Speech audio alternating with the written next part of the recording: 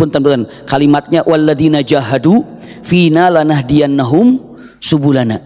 Iya, kalimatnya walladzina jahadu, dan mereka yang berjihad fina di jalan Allah Subhanahu wa taala, lanahdiyannahum, kami akan tunjukkan kepada mereka subulana. Subul itu jamak daripada sabil, jalan. Kalau sabil itu jalan, kalau subul itu jalan-jalan. Di sini diartikan siapapun yang ingin berjuang di jalan Allah, maka Allah akan tunjukkan kepadanya jalan-jalan menuju jihad tersebut. Jadi tidak mengatakan begini, siapa yang ingin berjuang di jalan Allah maka aku akan tunjukkan jalan itu. Tapi tidak mengatakan jalan itu seakan-akan kalau jalan itu ada berapa jalan? Satu. Tapi ketika Allah katakan lanahdiyannahum subulana, aku akan tunjukkan jalan-jalan untuk menuju jihad. Berarti jalan menuju jihad banyak apa tidak? Banyak, iya. Karena dalam Al-Quran tidak mengatakan lanahdiyannahum sabiluna, tidak mengatakan aku akan tunjukkan, aku akan arahkan jalan menuju itu, tapi Allah katakan akan aku tunjukkan jalan-jalan menuju itu. Berarti jalan untuk berjihad itu tidak satu. Iya. Lalu apa makna jihad? Kalau dikatakan jihad ya secara bahasa, untuk mempercepat kita pemahamannya, jihad itu bersungguh-sungguh, punya tekad yang kuat. Lalu apa? Bergerak untuk menyempurnakan tekad itu dengan kesungguhan. Itu namanya jihad. Contoh, saya ingin membaca Quran khatam selama seminggu ini. Tekad, keinginan bagus apa tidak? Tapi kalau cuma keinginan, nggak ada tekad yang kuat, pokoknya saya harus bisa. Akhirnya keinginan kuat, lalu bersungguh-sungguh untuk menjalankan niat itu, tekad tersebut, maka dia sedang berjihad. Iya. Ibu bapak datang ke sini dengan mengatakan pokoknya saya hadir ke Masjid Widatul Ummah, itu namanya adalah niat baik, tekadnya kuat, apapun yang terjadi maka dia sampai ke sini, maka dia dikategorikan jihad, bersungguh-sungguh. Maka kalau dikatakan kalimatnya ya bersungguh-sungguh untuk mendapatkan sesuatu yang diinginkan dengan ikhtiar yang tidak pernah ditinggalkan. Bunda, ayahanda, ibu bapak ketika datang ke sini, saya mau ke Masjid Widatul Ummah untuk kajian, lalu sekejap mata langsung sampai di sini apa tidak? Pakai apa dulu tadi? Persiapan. Ada persiapan dulu, masaknya diawalkan, lalu apalagi mungkin siapkan pakaiannya, mandi terlebih dahulu, lalu apa? Pakaian yang rapi, siapkan motor, siapkan mobil, telepon teman, telepon sahabat, baru berangkat. Masya Allah. Itu semuanya apa? Semuanya apa? Persiapan. Tiba-tiba tidak langsung tiba di sini. Itu namanya, kata-katanya boleh dikatakan, bunda, ayahanda kalau tidak sungguh-sungguh datang ke sini tidak akan pernah bisa. Maka kalimatnya kalaulah tidak dengan jihad untuk ke sini tidak akan dapat. Itu bahasa paling mudah dengan diartikan jihad ini adalah berjuang ataupun usaha dengan sungguh-sungguh, ya, dengan ikhtiar yang sungguh-sungguh. Berjuang, usaha dan ikhtiar sungguh-sungguh. Tidak hanya dengan ucapan saja, tapi ada keinginan yang kuat. Nah, kita lihat. Setelah kita mengetahui tentang masalah ini, ternyata jihad ini terbagi menjadi beberapa bagian. Ini tingkatannya yang akan kita bahas pagi ini. Tingkatan yang pertama adalah jihadun nafs, jihad untuk diri sendiri, jihad untuk pribadi, jihad untuk diri sendiri. Subhanallah. Maksudnya apa? Jihad untuk sendiri ini, diri sendiri ini. Kenapa? Kalau digambarkan para ulama ketika mengatakan saya berjihad untuk diri sendiri, ya, yang pertama ucapannya adalah, kalau disebut dengan tingkatannya para ulama termasuk Ibnu Qayyim menyebutkan jihad ala ta'limil huda wa dinil haq, jihad untuk mencari ilmu, itu jihad. Ulangi lagi, iya, jihad yang pertama mencari ilmu, itu jihad untuk diri sendiri. Jihad untuk diri sendiri itu ada 4, nanti saya sampaikan satu-satu. Yang pertama, jihad untuk diri sendiri adalah mencari ilmu, itu adalah berjihad. Sampai dengan mengatakan hadis Rasulullah sallallahu alaihi wasallam, man kharaja fi talabil ilmi fahuwa fi sabilillahi hatta yarji'a. Siapa yang berjuang di jalan Allah, ya, untuk apa? Mencari ilmu, maka dia ini sedang berada di jalan Allah. Siapa yang keluar dari rumahnya untuk mencari ilmu, maka hakikatnya dia sedang berada di jalan Allah. Ini yang disebut dengan jihadun nafsi. Yang pertama adalah jihad memerangi kebodohan, memerangi kejahiliahan. Dengan cara apa? Jawabannya simpel, dengan cara adalah mencari ilmu. Berarti mencari ilmu itu adalah nomor pertama daripada jihadun nafsi. Jihad nafsi itu bersungguh-sungguh untuk diri sendiri. Selamatkan diri kita daripada kebodohan, selamatkan diri kita daripada keawaman, selamatkan diri kita daripada kejahiliahan. Dengan cara apa? Mencari ilmu. Ikhwah akhwat, jangan dikira majelis taklim yang kita adakan seperti ini, jangan dikira ini adalah punten amalan yang biasa. Bukan, tapi ini adalah amalan jihad. Sampai tadi, man kharaja fi talabil ilmi fahuwa fi sabilillahi hatta yarji'a. Yang keluar dari rumahnya fokus hanya untuk mencari ilmu, maka dia sedang berada di jalan Allah sampai dia kembali ke rumah. Masya Allah. Jihadun nafsi yang pertama adalah jihad mencari ilmu. Itu jihad mencari ilmu. Iya. Jadi kalau mengatakan besok jihad gak? Kenapa? Karena besok ada kajian. Itu jihad mencari ilmu. Iya. Besok ada jihad gak? Ada. Besok ada jihad gak? Ada. Kalimatnya adalah karena apa? Jihadun nafs, artinya jihad untuk diri sendiri, artinya pertama mencari ilmu. Yang kedua, iya, jihad yang kedua adalah jihad mengamalkan ilmu yang telah kita miliki. Kalau para ulama mengatakan ayyujahiduha alal amalu bihi ba'da ilmi, artinya mengerjakan dengan sungguh-sungguh, dengan serius. Mengerjakan apa? Mengerjakan dari apa yang telah diketahuinya. Itu jihad. Setelah kita tahu nikmatnya, keagungan sholat tahajud, maka jihadlah untuk menjalankan tahajud itu. Setelah kita tahu keagungan sholat duha, jihadlah untuk melakukan duha ini. Setelah kita tahu bagaimana keagungannya infak atau sedekah, jihadlah untuk berinfak atau sedekah ini. Setelah kita tahu bagaimana indahnya dan keagungannya saum Senin Kemis, maka jihadlah puasa Senin Kemis ini. Jadi jihad yang kedua apa tadi? Mengamalkan apa saja yang telah kita ketahui. Ini jihad. Jadi ternyata tahapannya itu tidak langsung bawa pedang langsung perang. Bagaimana seperti itu? Jihadun nafsi saja. Punten saya tanya, jihad itu ketika di medan perang pakai ilmunya apa enggak? Ada. Tidak ada yang Rasulullah sampaikan kecuali ada syaratnya ketika berjihad. Apa jihadnya? Misalnya dengan mengatakan jangan hancurkan tanaman-tanaman, jangan hancurkan pepohonan, jangan bunuh anak-anak, jangan bunuh orang-orang yang sudah sepuh, jangan bunuh mawatin. Mawatin itu masyarakat yang memang bukan, dia itu bukan apa?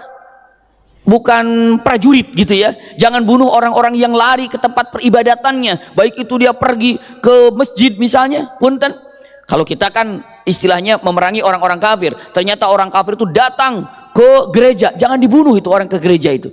Iya. Kenapa? Dia berlindung di sana, jangan dibunuh. Usikum wa iyaya nafsi bitaqwal, kecuali di tempat gereja itu sendiri menggunakan senapan-senapan yang menyerangnya dari pusatnya itu sebagai markasnya, itu beda. Iya.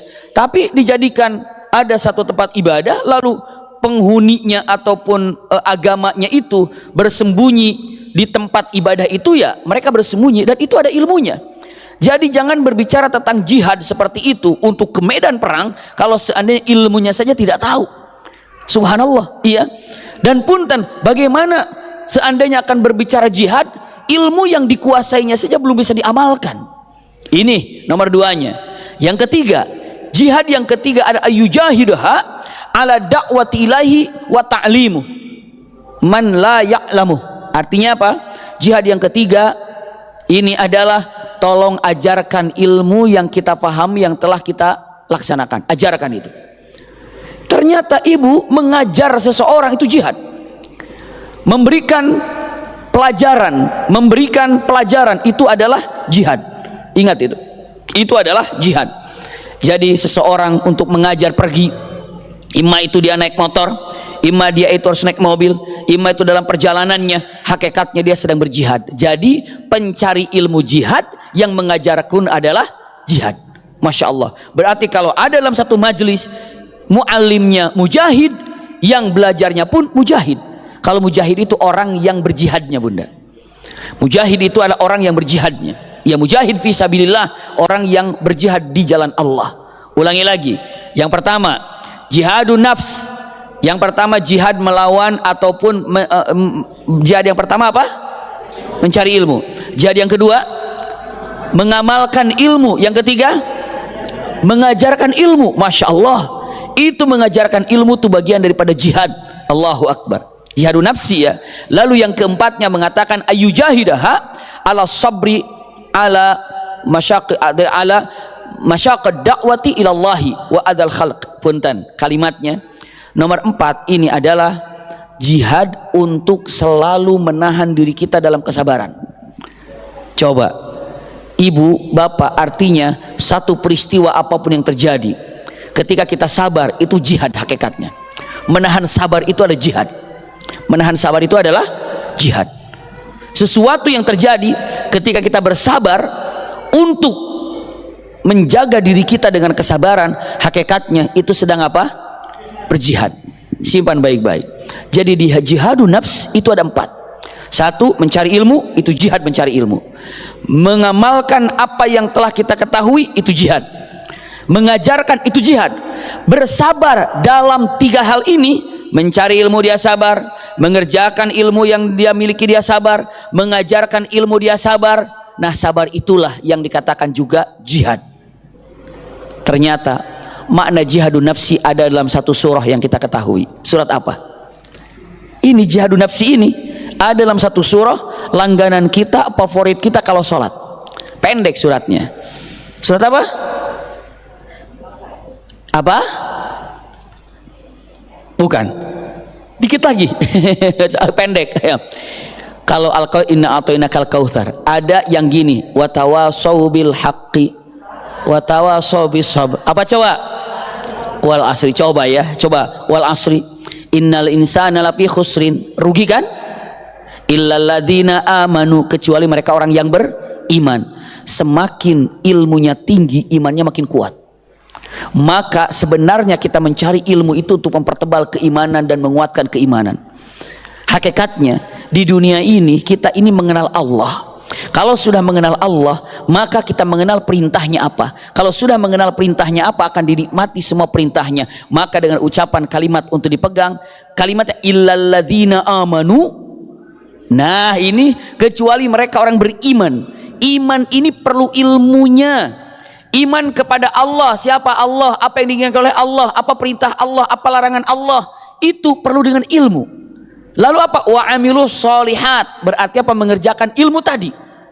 Ya, wa amilus solihat. Illal ladzina amanu wa amilus solihati. Lanjutkan. Wa tawasau bil haq, itu adalah punten, artinya mengajarkan. Artinya adalah apa? Untuk menasehati ini benar dan ini salah. Wa tawasau bil haq. Ya, lalu selanjutnya yang keempat, wa tawasau bis sabr, di sini dengan mengatakan untuk selalu sabar di dalam melakukan upaya 3 tadi. Maka para ulama mengatakan suratil asr ini adalah makna daripada jihadun nafs. Makna daripada jihadun nafs. Bisa dipahami ini ya. Maka para ulama wabil khusus dengan matan Ibnul Qayyimiyah rahimahullah atau Ibnul Qayyim punten. Ibnul Qayyim rahimahullah dengan matan jihadun nafsi arba'a maratib. Jihadun nafs itu jihad diri itu ada 4 apa tadi? Martabat. 1, 2, 3, 4 itu pegang baik-baik dan jangan dilupakan. Terkumpul dalam surat apa? Al-Asr. Di situ illalladzina amanu wa amilus solihati wa tawasau bil haqqi wa tawasau bis sabr. Ini jihadun nafs. Iya. Dan kalau dilihat nafs ini, hati-hati, nafas ini untuk menjalankan yang 4 ini, nafas ini ternyata kalau lihat dari Al-Quran itu terbagi daripada 3. 1 ada nafs mutmainnah, pernah dengar ya? Nafs lawamah, nafs ammaratun bisu, begitu. Iya. Kalau nafsul mutmainnah itu hati yang tenang. Masya Allah. Kalau dirinya sudah punya ilmu, lalu dirinya coba untuk mengamalkannya, lalu mendakwahkannya, lalu sabar dengan apa yang melakukannya, tenang hatinya, nafsul mutmainnah. Nafsul lawamah ada dalam Al-Quran, ya ayatuhan nafsul mutmainnah. Iya. Lalu selanjutnya ada nafs yang disebut dengan nafsul apa? Yang keduanya digambarkan nafsul lawamah. Nafsul lawamah itu bagus tinggal dilangkahkan. Contoh gini, ibu Kalau ibu bapak sudah melakukan kesalahan tapi biasa saja, santai saja, nggak ada aduh saya salah, aduh gimana, itu hati-hati tuh. Tapi kalau aduh saya keliru, astagfirullah saya salah, itu sudah dimasukkan dalam kalimatnya nafsul lawamah, dalam keadaan dakdikduk karena dalam keadaan keliru. Kesalahan itu nafsul lawamah, itu singkatnya digambarkan dengan mengatakan nafsul lawamah ya an-nafsul, ya, dengan mengatakan kalimatnya yang mana nafsul ini ada satu penyesalan ataupun ketidaknyamanan ketika irtikabul ma'asi wa dzunub, ketika dia melakukan maksiat ataupun dosa. Coba ibu bapak kalau sudah melakukan dosa biasa, apa ada nggak enak dalam hati? Kalau nggak enak dalam hati berarti nafsul lawamah, maka tariklah, dan itu ada imannya di situ. Lalu yang ketingginya adalah nafs, atau yang di bawahnya itu adalah nafsu ammaratun bisu. Nafsu ammarah bisu itu artinya ammarah itu bukan amarah, marah, tapi apa? Ammarah daripada perintah, hati yang selalu mengajak untuk melakukan kesalahan, bahkan merencanakan kesalahan, berpikir untuk kesalahan. Pokoknya nanti saya akan begini, diatur semuanya untuk melakukan kesalahan. Hati-hati, itu ammaratun bisu. Iya. Jadi kalau dibilang mengatakan nafs itu ada 3, tadi sampaikan mutmainnah, lawamah, ammaratun bisu. Lalu selanjutnya kalau dikatakan maratib untuk yang dikatakan jihadun nafs ini ada 4. Tadi apa? Mencari ilmu, jihad. Mengamalkan, jihad. Lalu apa lagi? Mengajarkannya, jihad. Lalu sabar di dalam mencari ilmu, sabar di dalam mengamalkan, dan sabar dalam mengajarkan, itu adalah jihadun nafs. Jadi jihadun nafsi ada berapa? 4. Subhanallah. Iya. Kita lanjutkan. Gambaran yang ingin disampaikan para ulama setelah mengetahui makna jihad, lalu kita akan sebutkan martabat pertama ada jihadun nafs, artinya jihad untuk diri sendiri ataupun diri sendiri. Iya. Dilanjutkan. Yang kedua, jihadus syaitan. Nah ini untuk mengetahui jihadus syaitan. Apa ibu bapak jihadus syaitan? Jihad kalau tadi melawan diri sendiri, melawan hawa nafsu tadi. Kalau tadi melawan diri sendiri, melawan hawa nafsu sehingga malas belajar, kalahkan. Malas untuk mengamalkan, kalahkan. Malas untuk mengajarkan, kalahkan. Tidak mau sabar, kalahkan. Itu jihad melawan diri sendiri itu. Iya, melawan diri sendiri. Bahkan dengan mengatakan jihad yang paling hebat, orang terkuat di dunia ini ternyata adalah Rasulullah mengatakan orang yang bisa menahan marah ketika hawa nafsu ketika marah. Jadi mengatakan orang yang paling kuat di dunia ini bukan orang paling jago, 1 kali banting musuhnya jatuh, 1 kali jotos, 1 kali pukul musuhnya jatuh. Ternyata apa? Orang paling kuat ini adalah ketika dia ini bisa menjaga emosinya, hawa nafsunya. Itu paling kuat. Jadi kenapa disimpan pertama jihadun nafs? Karena banyak yang lalai dalam masalah ini. Kita langsung jihad melawan orang kafir. Tunggu dulu, masih ada trap-trapannya ataupun ada tahapannya. Jihadun nafs. Yang kedua jihadus syaitan. Apa jihadus syaitan? Simpan baik-baik. Kalau syaitan kan semua sudah tahu, ya. Pelajaran-pelajaran kita, kajian-kajian. Namun yang jelas kalau syaitan dalam surah An-Nisa ada di 117, ya, dengan gambarkannya innasyaitana lakum aduun innasyaitana lakum adu, ya, kalimatnya innasyaitana lakum aduun fattakhiduhu aduwa. Sesungguhnya nama syaitan itu adalah musuh, maka jadikanlah musuh ini atau syaitan ini musuh. Jadi kalau apa ya, kalau kita bilang dengan mengatakan syaitan ini harus dijadikan musuh, kata siapa? Allah. Jadi nggak ada istilah kasihan syaitan, nggak ada, emang musuh. Sampai Al-Quran matan fattakhiduhu aduwa, jadikan dia musuh, jangan deket-deket, itulah syaitan. Jadikan dia musuh. Karena apa? Karena kalaupun subhanallah kita tahu bagaimana tipu daya syaitan, pastilah bisikannya itu akan punten menjauhkan diri kita daripada syariat ataupun ridho Allah subhanahu wa ta'ala. Usikum wa iyaya nafsi bitaqwallah. Iya. Bahkan dalam firman Allah subhanahu wa ta'ala, saking dekatnya syaitan ini, kata-kata inna syaitana, punten dalam hadis Rasulullah sallallahu alaihi wasallam, inna syaitana yajri minal insani majri dam. Sesungguhnya syaitan ini bergerak dalam tubuh kita ini bersama dengan gerakan apa?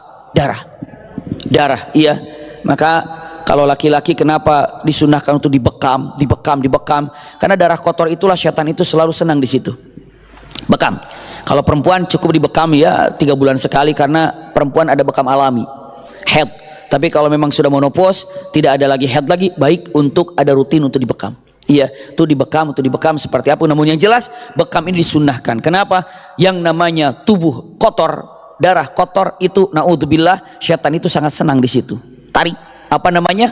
Darah kotor tadi. Jadi dia mengatakan jihadus syaitan, ini nomor 2. Jihadus syaitan.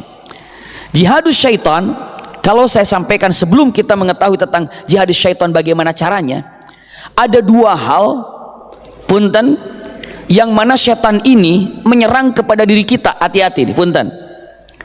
Pertama, nomor pertama ini persis dengan nomor pertama jihadun nafs.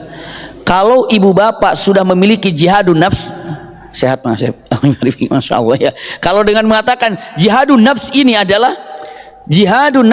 adalah punten, ketika dengan mengatakan jihadun nafs, kalau sudah punya ilmunya, tidak akan terperangkap dengan rayuan setan yang pertama. Ingat ya, setan ini bisa memasukkan ke dalam diri kita dengan berbagai macam syubhat ataupun syukuk, keraguan. Contoh, udah jelas riba ini haram misalnya, nggak boleh, ini haram, tidak boleh, ini haram. Tiba-tiba selentingan kata-kata, yang haram tuh begini, kalau begini mahal, kayaknya begini, gini. Akhirnya jadi syubhat.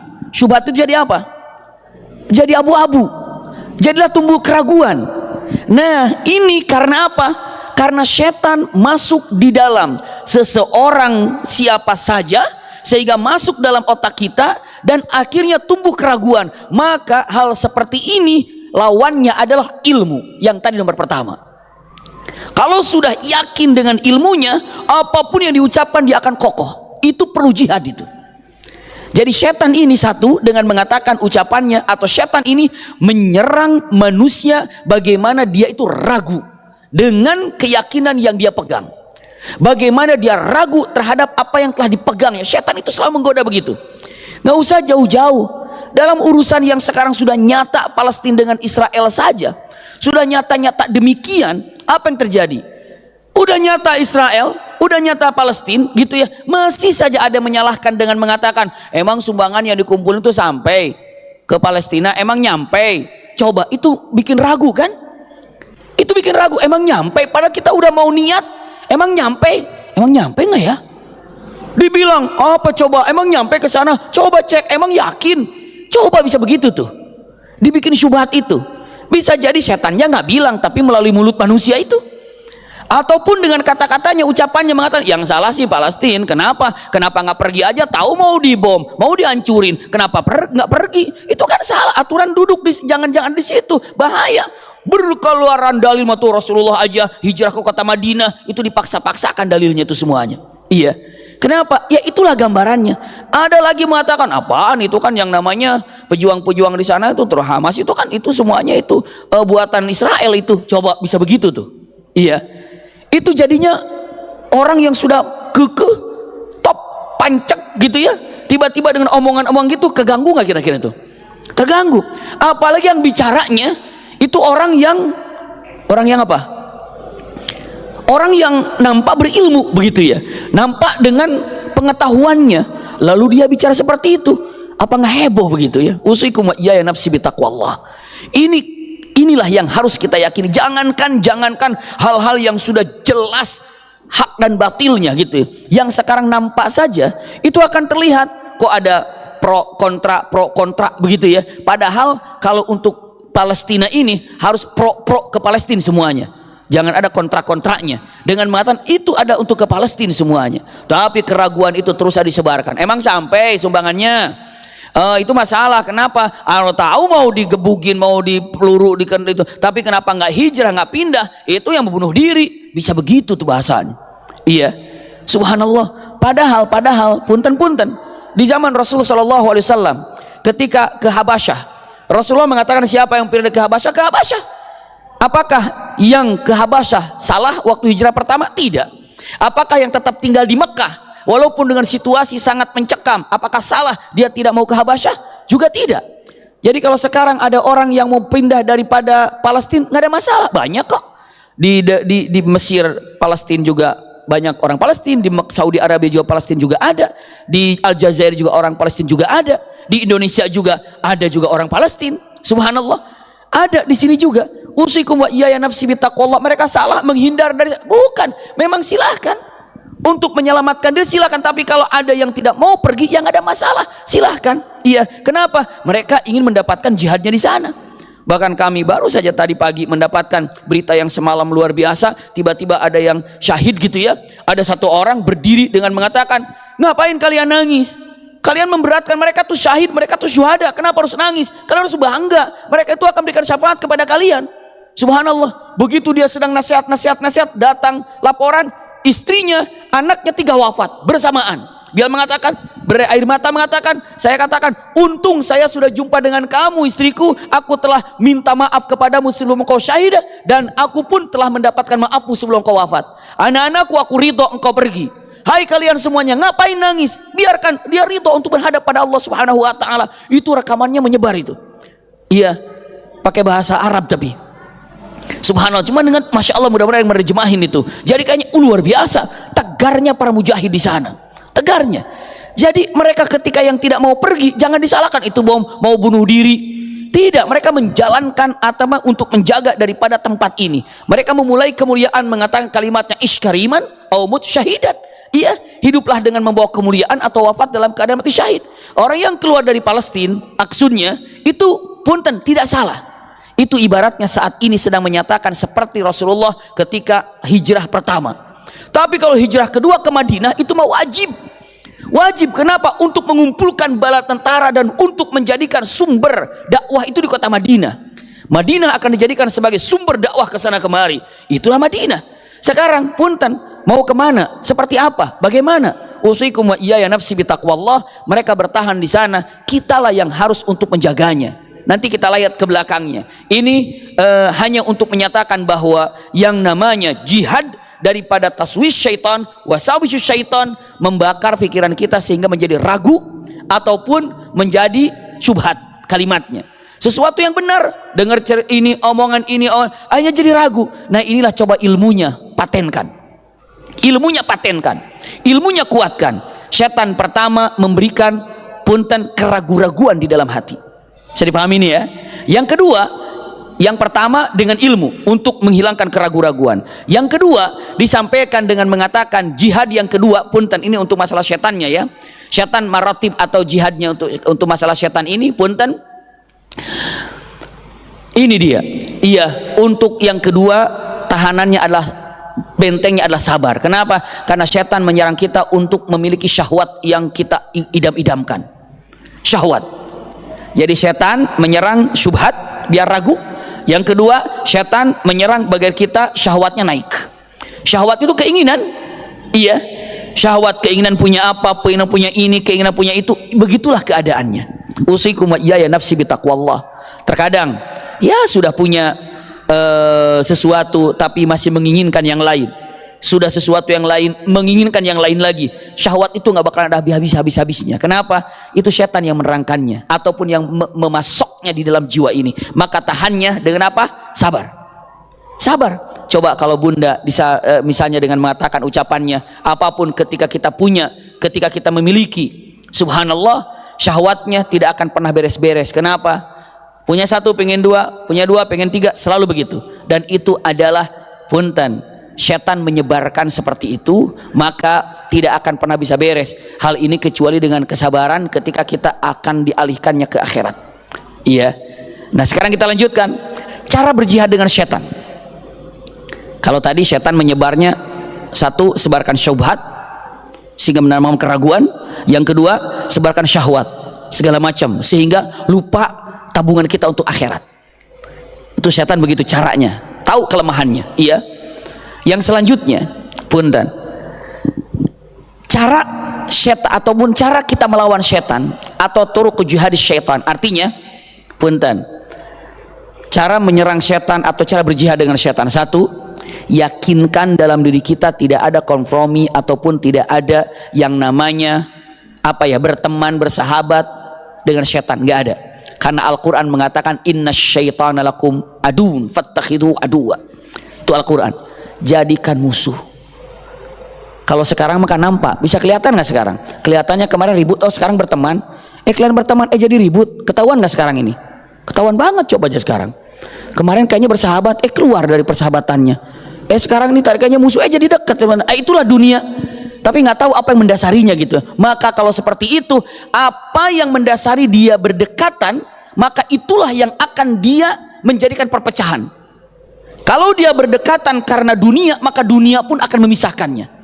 Tapi kalau dia berdekatan karena Allah, maka tidak akan pernah terpisah dengan apapun. Cek aja nih semuanya. Ini berdekatannya karena apa? Iya, dia bersatunya karena apa? Karena Allah atau karena apa? Karena Allah atau karena bagaimana? Na'udzubillah. Ini harus digambarkan. Jadi kalau dengan mengatakan usikum wa iyaya nafsi bitaqwallah, yang digambarkan di sini, kalau namanya setan, jangan mentang-mentang kemarin juga dia musuhan sekarang jadi baik. Masa sama setan nggak bisa? Nggak boleh sama setan, mah. Sama setan mutlak harus musuh. Nggak boleh ada kata-kata baik, nggak ada.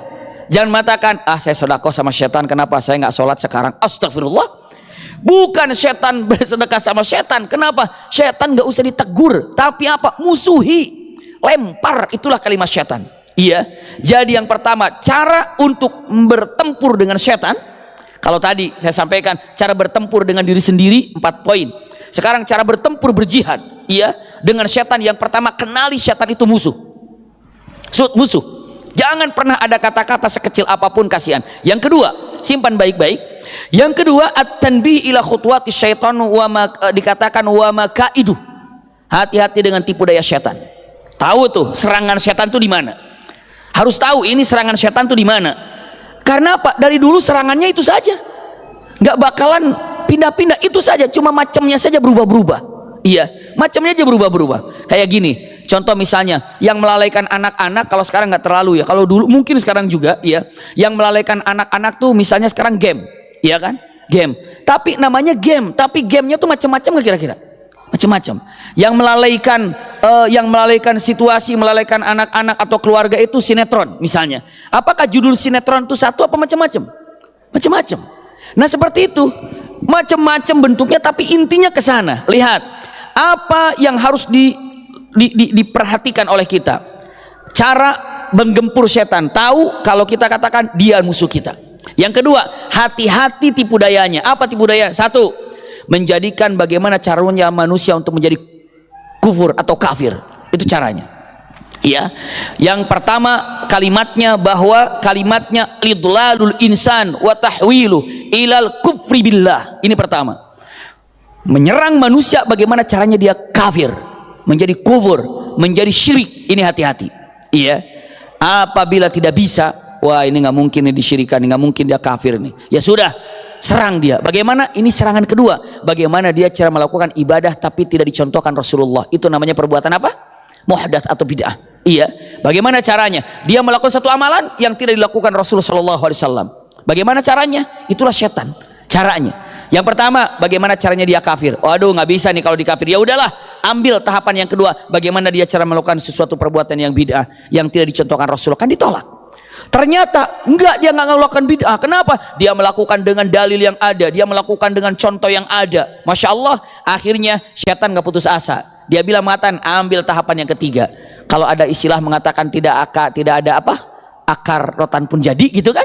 Nggak dibikin kufur, dibid'ahin pun jadi. Nggak bisa dibikin bid'ah, dijadikan bagaimana caranya dia melakukan dosa besar. Itu gambarannya. Tidak bisa dilakukan bid'ah, bagaimana caranya dia melakukan dosa besar. Itu tahapan berikutnya itu. Nomor berapa? Nomor 3. Iya. Nggak bisa dijebak untuk melakukan perbuatan dosa besar. Nggak apa-apalah, nggak bisa dosa besar juga karena memang dia imannya kuat. Gimana caranya dia bisa melakukan dosa kecil? Hajar dengan dosa kecil. Subhanallah. Lalu nggak bisa juga karena dia istiqomah, nggak bisa melakukan dosa besar, dosa kecil. Kalimatnya mengatakan, kata-katanya, subhanallah, bagaimana caranya dia senang melakukan yang mubah. Tahu amalan mubah? Amalan mubah itu amalan yang tengah nggak dapat pahala, nggak dapat dosa. Tapi apa? Yang jelas rugi waktunya. Waktu rugi. Waktunya rugi. Senangnya amalan mubah. Bukan tidak boleh amalan mubah, tapi jangan itu sebagai tujuannya. Coba bisa dibayangkan, kalau kita nonton bola 45 kali 2 kan? Babak pertama 45, babak kedua 45. Itu berapa jam berarti itu? Lumayan kan? Nah sekarang gak usah kita bikin 45 gitu ya, 30 menit aja baca Quran, susahnya minta ampun. Bayangin kalau seandainya dalam pertandingan yang pagi ada, yang siang ada, yang sore ada, akhirnya habislah waktu dengan yang mubah itu. Nonton. Coba, memang kan itu mubah, kan sepak bola itu mubah. Iya, bisa jadi haram. Kapan? Waktu sholat malah nonton bola, itu jadi haram itu. Tapi dia sholat, habis itu dia nonton lagi, habis itu dia nonton lagi, habis itu jeda sholat, habis itu nonton lagi. Dia seneng yang mubah. Akhirnya apa? Itu jebakan setan itu. Coba cek, ada nggak perbuatan mubah yang sekarang ini numpuk di dalam pikiran kita?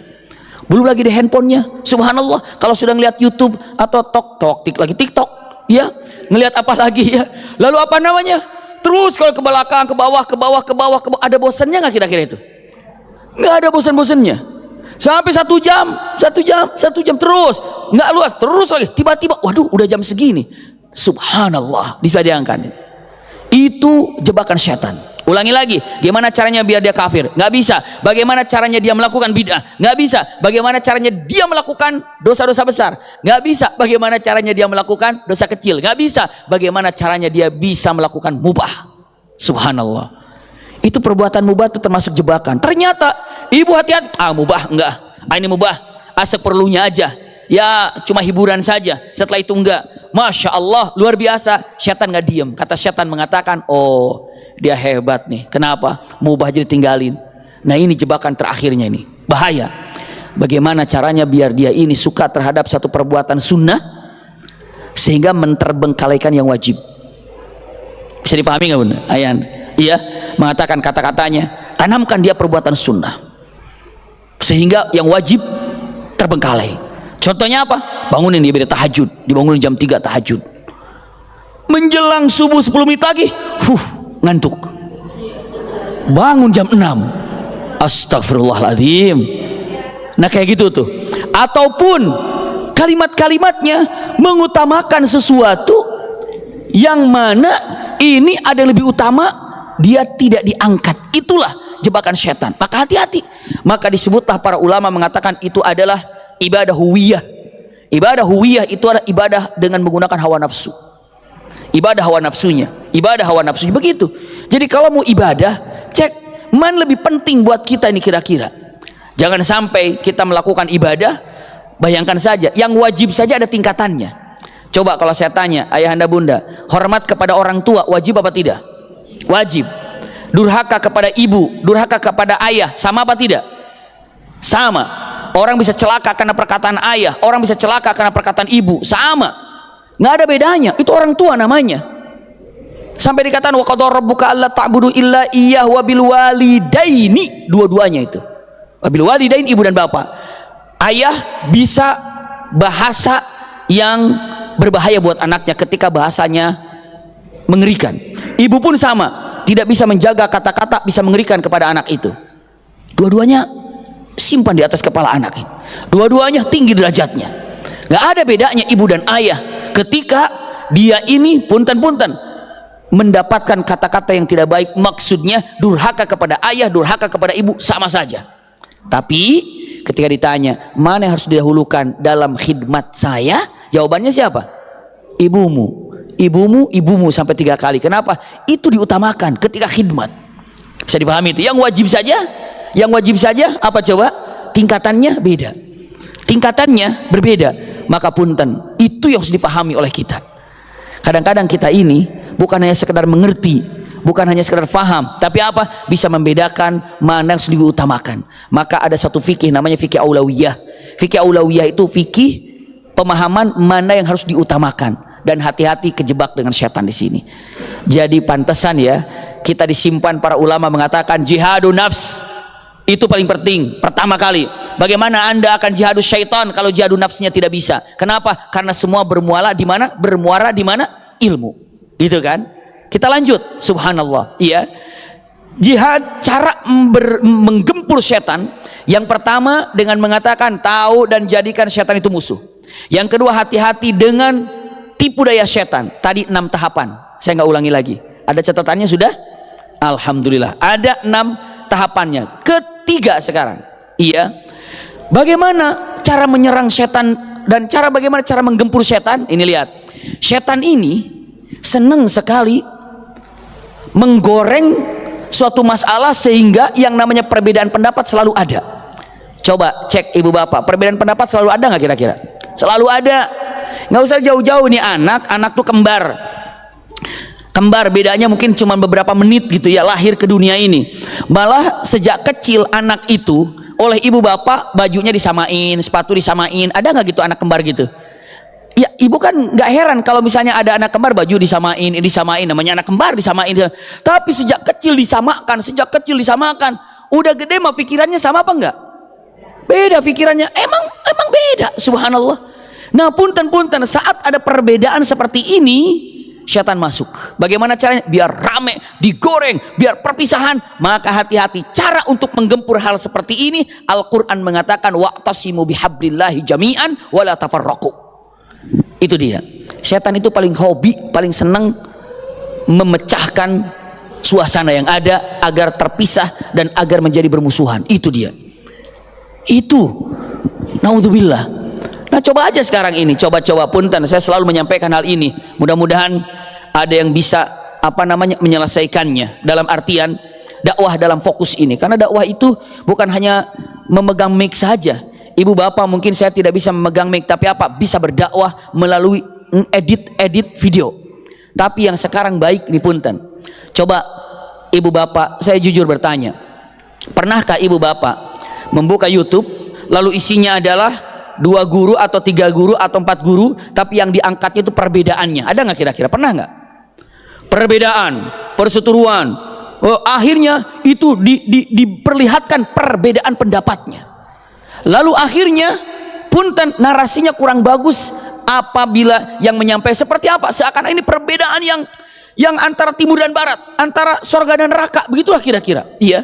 Maka yang jadi heboh, yang jadi apa? Murid-muridnya jadi rame. Ini saling mencaci, saling memakinya begitu. Tapi punten, kalau seandainya ada yang bisa dengarkan ceramah kiai ini, ceramah ustadz ini, lalu setelah didengarkan kutip, diedit persamaannya, satukan persamaan antara kiai ini dan kiai ini. Masya Allah, indahnya kebersamaan pendapat ulama ini dan ulama ini, diangkat persamaannya. Kira-kira apa yang akan terjadi kalau banyak persamaannya diangkat? Meneduhkan apa kira-kira? Meramaikan kira-kira? Teduh rasanya. Iya. Padahal kalau ibu bapak dengar misalnya ceramahnya Kiai Fulan membahas tentang masalah surat misalnya Al-Falaq. Ini kiai ini membaca surat Al-Falaq yang memang selalu dibentrokan. Dengarkan. Setelah dengarkan, cek baik-baik. Banyak persamaannya, banyak perbedaannya. Persamaan. Kenapa tidak diangkat persamaannya? Dan ini setan sangat suka melihat perpecahan seperti ini. Maka digambarkan cara menggempur setan ini, jauhkan daripada permusuhan ataupun jauhkan daripada perpecahan. Rumusnya adalah wa'tasimu bihablillahi jami'an. Ini nomor 3. Nomor 4, iya. Cara untuk menggempur syaitan ini, Masya Allah, perbanyak al-isti'adzatu billah. Iya. Al-isti'adzatu billah itu artinya apa? Membaca a'udzubillahi minasyaitonirrajim. A'udzubillahi minasyaitonirrajim. Ini adalah nomor 2, yakni adalah jihadus syaitan, jihad melawan syaitan. Sudah berapa? 2 ya. Pertama jihad melawan diri sendiri. Maksudnya apa? Tadi. Yang kedua baru dengan syaitan. Ketiga. Nah, ini nih. Salisan jihadul kufar. Jihad melawan orang-orang kafir. Ini kita bahas, ya. Jihad melawan orang kafir ini saya percepat dan untuk waktu kita sangat sempit, ya. Dalam firman Allah Subhanahu wa taala dalam surat An-Nisa ayat 76, alladzina amanu yuqatiluna fi sabilillahi, dan selanjutnya walladzina kafaru yuqatiluna fi sabilit taghut faqatilu awliya syaitan inna kaidas syaitani kana dha'ifa. Ini ada dalam An-Nisa 76 dengan mengatakan ini adalah Masya Allah untuk berperang dengan orang-orang yang memang berkumpulnya grupnya grup taghut ataupun bersama syaitan. Tapi ingat, ternyata tahapannya pun ada 4. Jihad melawan orang kafir itu ada 4. Pertama, lihat, jihad dikatakan jihadu bil qalbi, jihad dengan hati. Ya, jihad dengan hati bagaimana? Jihad dengan hati ini kalimatnya subhanallah, ya, kalimatnya bugduhum, ya, wa bugduma hum alaihi minal kufri wal maksiyah, membenci terhadap kekafiran yang dia lakukan, membenci terhadap perilaku yang dia lakukan. Pokoknya tidak setuju, tidak ada persetujuan dengan apa yang dia lakukan. Pokoknya gak suka, saya benci. Kenapa? Arti dalam kebencian itu artinya adalah bukan benci ingin apa menghinanya, tidak, tapi apa, ketidakpersetujuan. Saya nggak suka itu.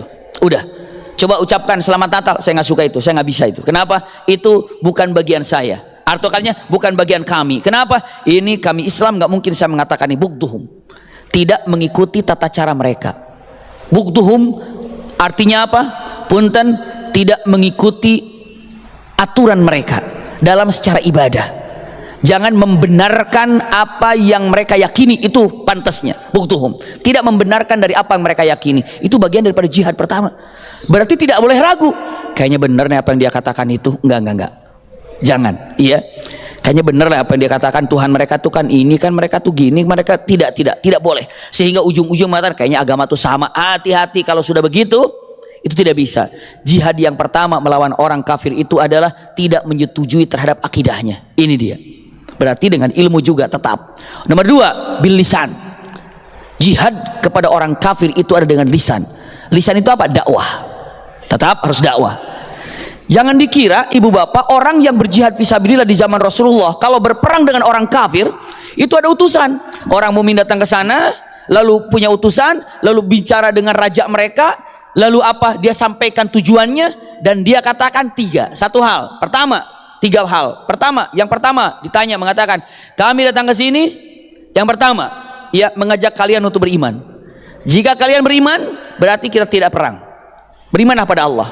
Mereka, saya nggak mau beriman. Ya udah, kalau nggak mau beriman, tunduk kepada hukum kami dan kami akan melindungi kalian, tapi bayar upeti buat kami. Tapi kalian dilindungi oleh kami dan tunduk dalam hukum kami. Tapi jiwamu aman, hartamu aman. Tapi untuk keamanan ini bayar untuk kami. Namanya bayar upeti itu. Dia bilang nggak mau, saya nggak bakal tunduk kepadamu. Ya kalau gitu, perang.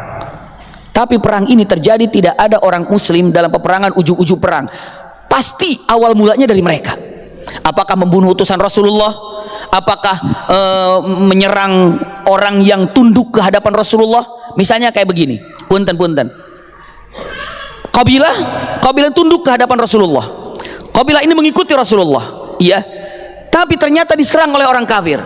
Nah, karena dia berada dalam kawasan dan pengawasan muslimin, maka wajar kalau orang muslim harus menggempur orang yang telah menyakiti daripada siapa? Orang-orang mengikuti Rasulullah. Kayak gitu. Kayak sekarang kan aneh, mengerikan. Jadi kayak ada anak kecil dipukul sama temannya, lah manggil bapak, mama gitu kan. Itu anak kecil itu. Anak kecil dipukul sama teman, jebret, lalu anak kecil teriak, "Mah, Pak, saya dipukul." Nah, itu kayak Israel. "Mah, Amerika, Inggris." Itu. Jadi sampai sekarang Amerika itu kayak bapaknya, Inggris itu kayak ibunya. Anak kecilnya siapa tuh? Israelnya. Dipukul sama siapa? Dipukul sama kitanya. Dipukul, cari bapak, mama, bapaknya datang, mamanya datang. Kayak gitulah kira-kira ya. Nah, punten, itu gambaran hanya singkatnya saja. Nah, yang ingin saya gambarkan di sini, usikum wa iyaya nafsi bitaqwallah. Tidak semua dalam peperangan ujung-ujung perang, tapi apa? Ada masalah. Pasti ada masalah merekanya. Lalu apa yang terjadi? Yang terjadi usikum wa iyaya nafsi bitaqwallah. 3 pilihan. Islam, kalau Islam oke. Masya Allah. Selesai. Tidak Islam, tunduk dalam hukumku. Nggak mau, ya udah perang. Kenapa? Ngajak perang. Lah, kalian yang memulainya. Itu teman saya, itu di bawah kekuasaan saya. Kamu tipu, kamu ini. Itu kan sudah berada dalam kekuasaan saya. Berarti kamu nyakitin dia, nyakitin aku. Masya Allah, itu muslim. Masya Allah. Yasuddu ba'duhum ba'dha. Itu gambarannya. Iya. Lalu yang ketiga itu adalah jihad bil mal. Penting ini, jihad bil mal. Sekarang jangan pernah mencoba-coba mengatakan, udah saya berangkat aja ke sana, saya berangkat ke Palestina. Emang kita mau ngapain ke sana? Maksudnya apa? Tahu lingkungannya, terus punya apa? Bisa pegang senjata, mau ngapain datang ke sana? Malah innalillahi dibilangnya. Jadi jangan tahawur. Tahawur itu apa? Pengennya mah iya, tapi bagaimana? Subhanallah. Ini ada kemarin kami dalam satu komunitas Terang Jakarta, ya, saat sedang pengumpulan dana dari anak-anak binaan kami yang TK-TK gitu, yang SD gitu, Galsirah Nabawiyah, tiba-tiba dikumpulkan dana. Masya Allah Bunda, dalam perkumpulan kira-kira berapa jam itu nyampe 300 Bunda, juta. Tiba-tiba ada anak yang nabung tabungannya di apa? Tabungannya dipecahkan gitu ya, lalu ditulis, dibungkus, dia bilang, mengatakan, tolong Terang Jakarta, ini uang khusus buat tank katanya. Beliin tank katanya.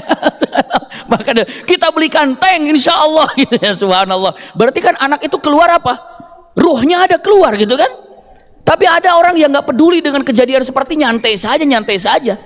Ini dia, maka dengan jihadu bil mal, sampai mengatakan wajahidu fi sabilillah bi amwalikum wa anfusikum, harta.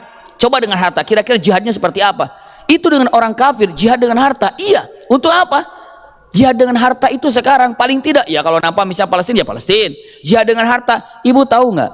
Untuk kalimat jihad dengan harta, ibu berinfak, ibu berwakaf, sampai untuk memerangi kebodohan, memerangi ketidaktahuan, sehingga menjadikan majelis ini makmur, menjadikan rumah tapi ini makmur. Itu bagian dari jihad apa bukan?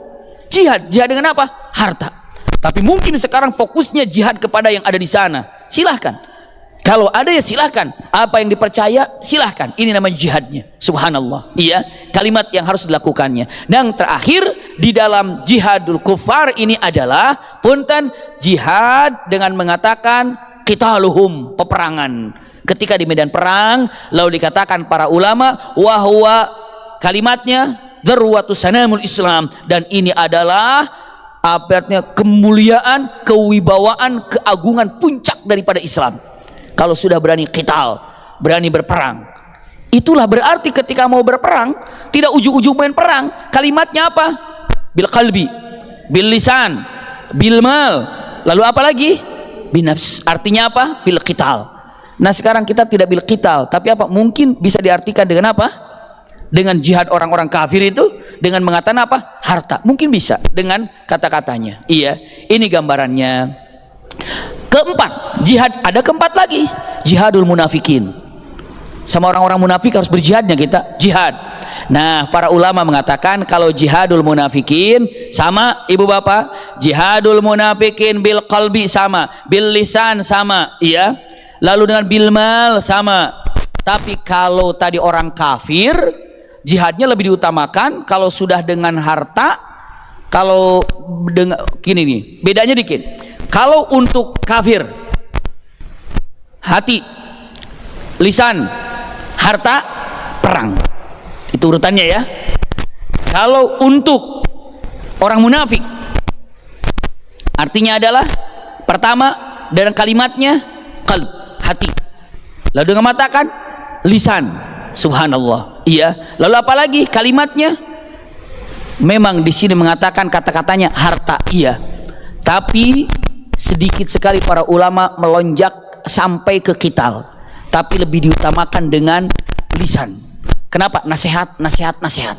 Kenapa? Karena kalau terjadi peperangan, mereka tidak tahu munafik atau tidak munafik. Yang penting mengatakan ini kelihatan Islam kok diperangi. Sampai Rasulullah ketika ada orang yang munafik, Musailimah al-Puntan, siapa munafik itu? Abdullah bin Ubay bin Salul. Rasulullah tidak mau membunuhnya. Kenapa? Kalau membunuh Abdullah bin Ubay bin Salul, orang mengira itu kan orang muslim. Maka mengatakan, masa Muhammad bunuh temannya, masa Muhammad bunuh sahabatnya, maka tidak dilakukan itu. Jadi lebih mentok ke dalam nasihat. Dan nasihat itu jihad bersama orang-orang yang munafik. Iya, subhanallah. Lalu yang terakhir, nomor 5, jihad kepada seorang muslim yang berbuat maksiat. Mungkin nggak orang muslim berbuat maksiat? Mungkin. Jihadnya ini adalah hadis Rasulullah, man ra'a minkum munkaran falyughayyirhum atau falyughayyirhu biyadi. Ya, wa in lam yastati falyughayyir bilisani. Idza lam yastati fa biqalbi. Jadi jihad dengan melihat kemungkaran yang ada, itu juga jihad. Suatu kemungkaran, perbaiki dengan tangan, tidak bisa dengan lisan, tidak bisa dengan hati, itu bagian daripada jihad. Berarti maratibul jihad, tingkatan jihad itu ada 5. Jihadun nafs, jihadus syaitan, jihadul kufar, jihad munafik. Lalu terakhir jihad orang yang bermaksiat, atau dikatakan jihadu ahlil ma'asi. Itu kalimatnya. Ini gambarannya ketika dengan mengatakan tatarannya berjihad. Ini gambaran untuk dipegang baik-baik. Ya, sebagai ikhtitam yang ini saya sampaikan, berulang-ulang untuk disampaikan. Sebagai penutupnya saya sampaikan, ibu bapak pernah mendengar kisah Qabil saat membunuh Habil? Ya, saat membunuh, ini anaknya Adam alaihissalam. Qabil membunuh Habil. Setelah Habil terbunuh, Qabil sempat kebingungan nggak harus diapakan jenazah ini? Oke, sepakat semuanya. Lalu akhirnya diapakan jenazah ini? Diapakan jenazah ini? Jenazahnya Habil diapakan? Diapa?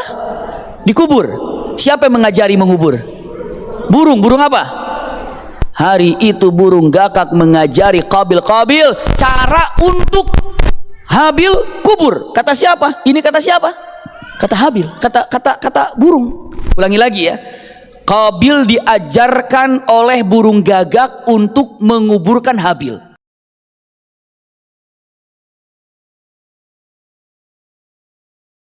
Itu tampil lagi. Burung gagak itu banyak sekarang melepaskan bendera-bendera Israel.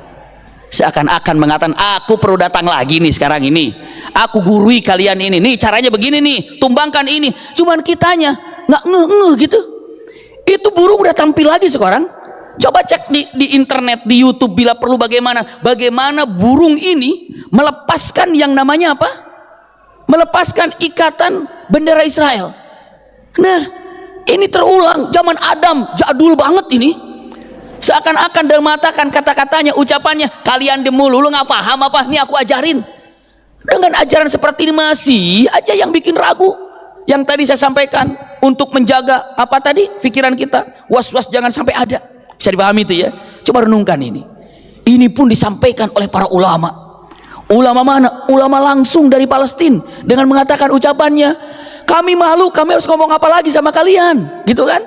Cukuplah burung itu yang mengajari kalian, seperti halnya burung ini telah mengajarkan Qabil bagaimana caranya menguburkan jenazah saudaranya. Hari ini burung kembali untuk mengajarkan kepada kalian. Bahkan kucing aja ikut tampil. Ada nggak gambar kucing ngerobek-robek bendera itu? Kucing ikut tampil. Seakan-akan sekarang ini kayaknya binatang-binatang itu pada apa? Pada ngajarin kita gitu. Terus kita di mana sekarang ini? Sekalinya mengatakan seperti itu, oh ini masalah ini. Kenapa? Ya itu ini. Mengerikan sekali. Maka punten, daripada tingkatan jihad ini, ulangi lagi, jihad yang pertama melawan diri sendiri, yang kedua syaitan, yang ketiga orang kafir, yang ketiga, yang keempatnya munafik, yang kelimanya orang-orang yang melakukan maksiat, dan itu saudara kita seorang muslimin. Bisa dipahami ya? Jadi pegang baik-baik, ini adalah tingkatan jihad. Ternyata jihad itu bukan hanya perang membawa senapan saja, ternyata jihad ini punya tata caranya dan ada bagian-bagiannya. Mudah-mudahan singkat dari apa disampaikan ada manfaatnya. Semoga apa yang disampaikan ada manfaatnya untuk kita semuanya. Keluarga kita selalu berikan kenikmatan oleh Allah Subhanahu wa taala lahir batin. Sukses dalam mengabdi kepada Allah Subhanahu wa taala. Paling tidak cobalah sempurnakan jihad kita di dalam diri sendiri. Jihad mencari ilmu, jihad mengamalkan ilmu itu, jihad mengajarkan ilmu itu, jihad selalu bersabar dalam melakukan 3 poin tadi. Ini ada jihad yang pertama. Lalu jihad kepada syaitan seperti apa tadi poinnya? Ini yang harus kita pahami. Iya. Sekali lagi sampaikan jazakumullah khair ala husni istima'ikum lakum minni al-hubbu wad du'a. Wassalamualaikum warahmatullahi wabarakatuh. Masih ada waktu, kesempatan? Ada satu, kalau 2 orang bertanya mah nggak, silahkan. Bapak-bapak dulu. Ibu-ibu ada yang bertanya? Ada. Nah itu dia. Silakan. Ibu-ibu mau udah pasti ada. Oh, kalau ibu mau siap bertanya, kalau ibu mau.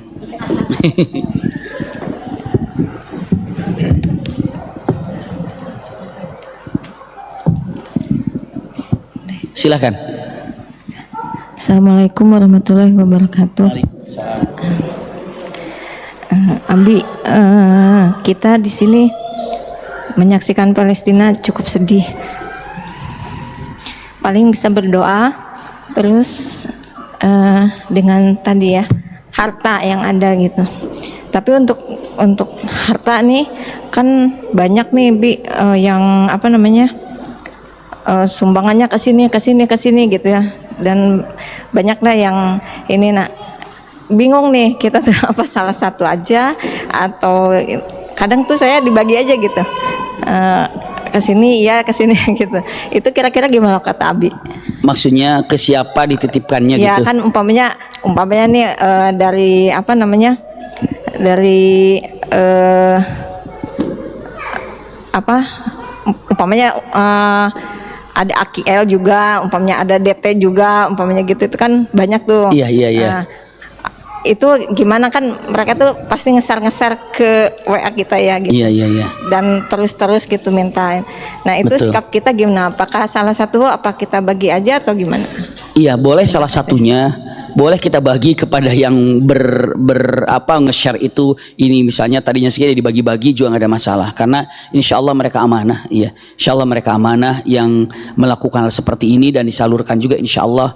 Apalagi kalau sudah tertera kepada siapa untuk dijalurkannya. Iya, benar-benar dengan materi, oh ini ke sini, oh ini ke sini, seperti itu silahkan. Iya, nggak ada masalah, karena yang penting kita mempercayai kepada yang bisa kita percayai, dan kita tahu dengan kalau misalnya dengan rekening, kita tahu rekeningnya itu benar, kita tahu siapa yang dipercaya di sana, silahkan. Iya, mungkin saya nggak tahu Rumil ada pegangannya ke siapa. Kalau misalnya Rumil belum ini ya, jadi kepada siapa, kalau ada bisa nanti ditunjuk. Kalau saya ada di komunitas yang ada di disatukan di Bintaro gitu ya. Jadi di sana kita gabungkan di sana, dibawa ke sana, dan kemarin alhamdulillah kajian di pengajian di, mungkin tahu yang namanya Rumah Makan Jangan Lombok ya. Ada pengajian di Rumah Makan Jangan Lombok, itu kebetulan teman. Jadi masya Allah itu inisiatifnya. Jadi ibu-ibu semuanya bawa barang yang bekas tapi masih masih layak. Ternyata Bu, subhanallah Pak, yang paling banyak dibawa sama ibu tas. Tasnya banyak, ada yang satu orang bawa 5, ada yang bawa 6, bawa 3 tas. Dan subhanallah itu lucunya Bu, lucu gitu ya.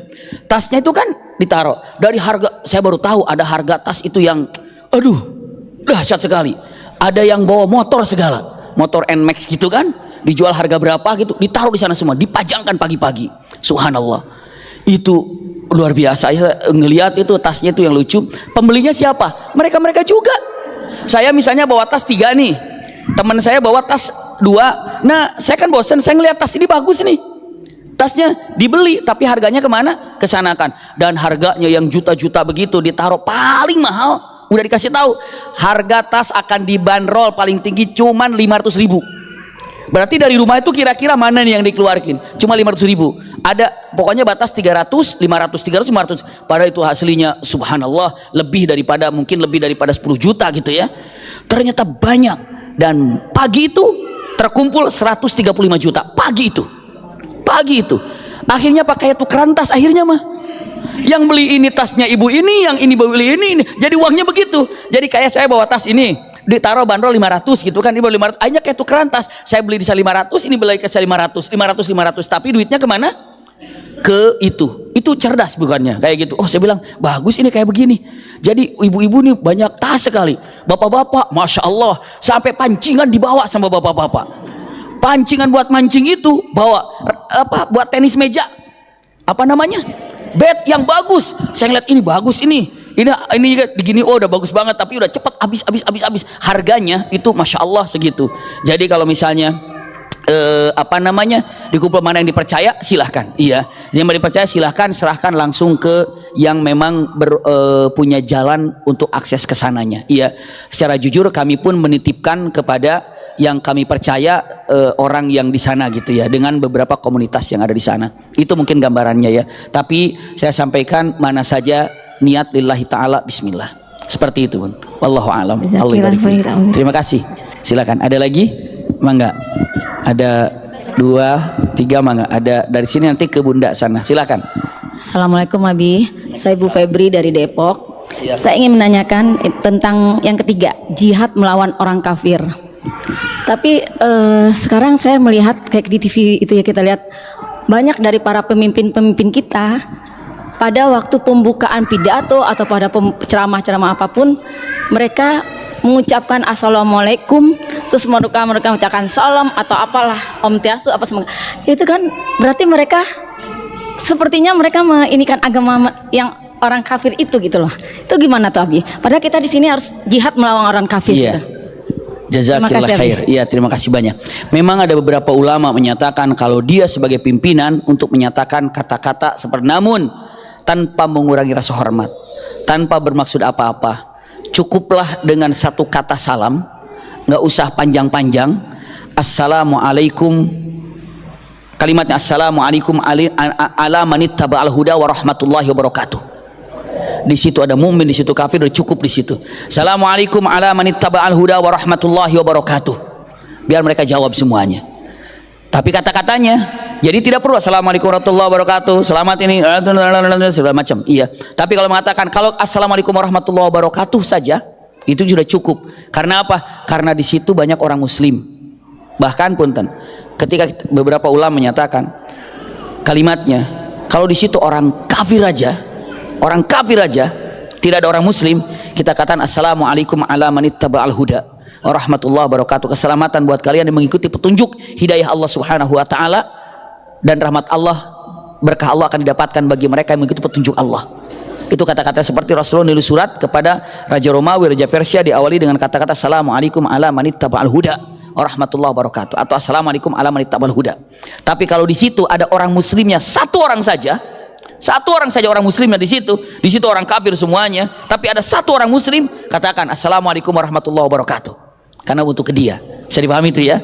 Maka mengatakan, apakah boleh mengatakan dengan tegur-tegur bahasa ataupun apa atau khasnya mereka gitu ya. Beberapa ulama kalau mengatakan Anda sebagai pimpinan puncaknya memang di situ, ada mengatakan mubah perkataan itu, tapi tanpa merasa hormat, sudahlah, cukuplah, karena mereka tahu kita ini sebagai muslim, dan sebagai muslim ini yang sangat menyayangi, sangat mengayomi daripada yang namanya toleransi.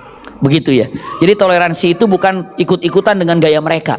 Toleransi itu bukan mengikuti gaya-gaya mereka. Tapi toleransi itu adalah artinya apa? Menjaga dengan menjaga mereka agar tetap tenang, sehat, nyaman. Itulah seperti itu. Jadi jangan sampai ikut-ikutan. Itu mungkin pendapat kami ya, tanpa merasa hormat dengan pendapat yang ada. Memang ya salah satunya, katakan saja yang tadi gambarkan, kalau orang kafir semua bagaimana, kalau ada orang mukmin satu pun di situ, ucapkan seperti biasa tanpa harus mengatakan kata-kata gaya-gaya khasnya daripada mereka. Begitu ya. Allahu a'lam. Allah barik fiik. Terima kasih. Satu lagi mangga, silakan Bunda. Silakan. Assalamualaikum Abi.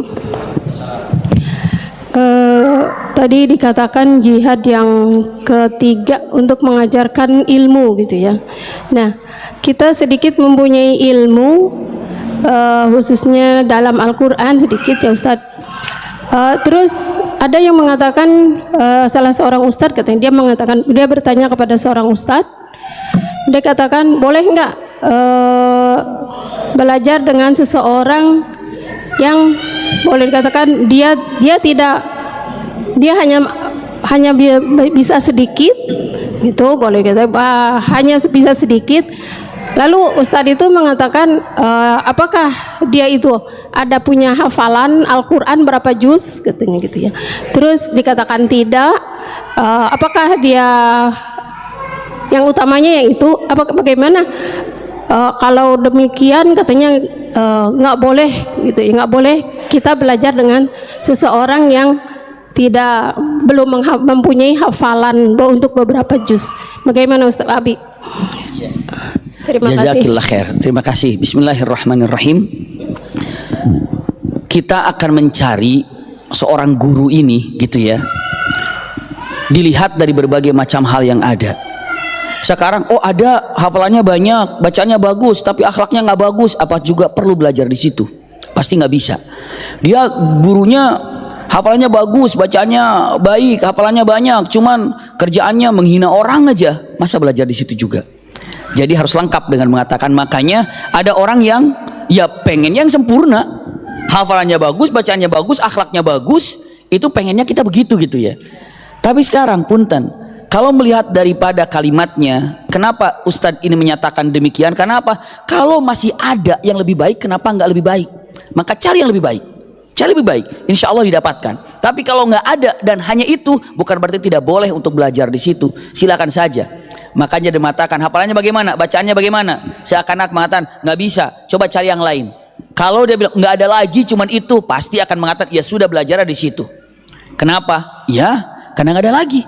Sampai mengatakan balighu anni walau ayah itu adalah berarti sampaikan apapun yang bisa kita sampaikan. Walaupun 1 ayat 2 ayat, yang tidak boleh itu adalah kita menyampaikan sesuatu yang kita tidak tahu. Kalau kita tahu, sampaikan. Apalagi untuk baca Quran, sampaikan. Masya Allah, itu kata-kata yang sangat indah ya, dengan mengatakan sampaikan walaupun 1 ayat yang kita tahu. Jadi kalau mengatakan boleh nggak kita belajar dengan orang yang belum ada hafalannya gini segala macamnya, dengan mengatakan emang ada lagi, cuman itu aja? Ada sih, ya udah cari. Kenapa? Agar kita lebih paten. Teman, ada sih, cuman punten ya, akhlaknya nggak bagus, tapi dia orangnya begitu, orang begini. Nah, itu nggak susah juga. Akhirnya lebih baik kita mengatakan ya, kalau dibandingkan seperti itu, pasti kita akan mencari orang yang akhlaknya baik. Iya, karena itu akhlak disanjung, tersanjung daripada ilmu yang dimilikinya. Maka usikum wa iyaya nafsi bitaqwallah. Masya Allah tabarakallah. Iya, ada yang luar biasa. Masya Allah tabarakallah. Jadi orang ini akhlaknya baik, tawadhunya luar biasa.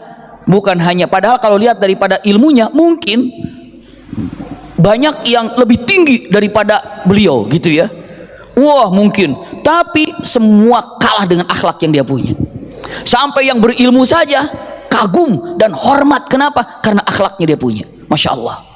Tidak perlu saya sebutkan namanya. Ketika di MUI lagi kumpul di MUI gitu ya, lagi semuanya para asatid kumpul di MUI ini, subhanallah, akhirnya dikatakan silakan kepada Bapak Kiai fulan gitu ya, untuk ke depan untuk menyampaikan, saya lupa apa, untuk menyampaikan tausiah atau menyampaikan sambutan atau apa, karena itu sudah sepuh, kiai sepuh itu dan jalan ke depan gitu kan. Setelah itu dia berdiri begini ya untuk berbicara. Tiba-tiba dia kodenya itu mungkin dia kayak gitu tuh, ada kursi nggak gitu ya.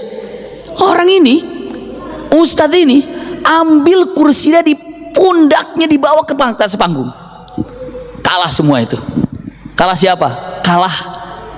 Kalah apa ya? Kalah jeli gitu ya.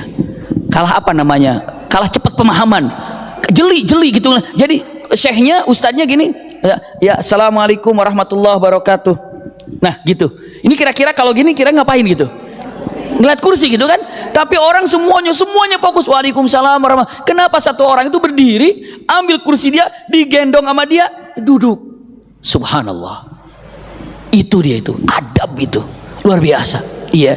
Jadi kadang-kadang kita memperhatikan dengan mengatakan kalimat Allah, apa dia, sekolahnya di mana, ini di mana. Sama adab mak tunduk semuanya. Dari situ semua tahu nih orang ini bagaimana adabnya, bagaimana akhlaknya. Itu yang paling keren. Itu saya sampaikan. Jadi kalau mengatakan, saya utamakan selalu mengatakan adabnya dan akhlaknya ketika kita ingin mencari seseorang yang akan mengajari kita, itu seperti itu. Iya, itu gambarannya. Benar. Terima kasih. Allah barik fiik. Hayyakumullah. Mudah-mudahan apa disampaikan ada manfaatnya. Sekali lagi saya sampaikan lakum minni al-hubbu wad du'a. Wassalamualaikum warahmatullahi wabarakatuh. Sama-sama kita tutup dengan kafaratul majlis. Subhanakallahumma wa bihamdika asyhadu an la ilaha illa anta astaghfiruka wa atubu ilaika walhamdulillahi rabbil alamin.